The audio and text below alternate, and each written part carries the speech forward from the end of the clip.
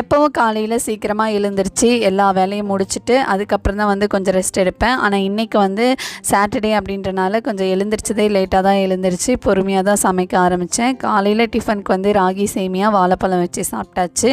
லியோனாவுக்கு வந்து கொஞ்சமாக தேன் ஊற்றி கொடுத்தோம் அப்படின்னா சூப்பராக சாப்பிட்ருவான்.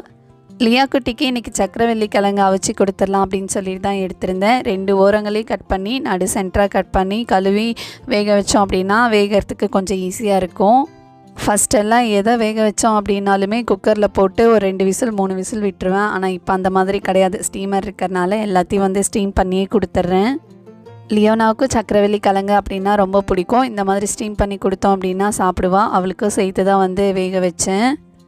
நம்ம சின்ன சின்ன பீஸாக கட் பண்ணி வேக வச்சனால ஒரு 10 மினிட்ஸ்லேருந்து 15 மினிட்ஸ்லேயே நல்லா வெந்து வந்துடும். அதுக்கப்புறம் இருக்கிற தோலெல்லாம் எடுத்துகிட்டு நல்லா மசிச்சு விட்டு ஏதாவது நார் இருக்கான்னு பார்த்து எடுத்துகிட்டு அதுக்கப்புறம் கொஞ்சமாக வந்து சுடு தண்ணி ஊற்றி மிக்ஸ் பண்ணி கொடுத்தோம் அப்படின்னா குழந்தைங்க வந்து சூப்பராக சாப்பிட்ருவாங்க. லியோனாவுக்கு நான் தோல் மட்டும் எடுத்துகிட்டு கொடுத்துட்டேன். சூப்பராக அவளும் சாப்பிட்டுட்டா. மசிச்சு மட்டும் கொடுத்தோம் அப்படின்னா குழந்தைங்களுக்கு முழுங்கிறதுக்கு கஷ்டமாக இருக்கும். அதனால தான் சுடு தண்ணி ஆட் பண்ணிக்கிட்டேன்.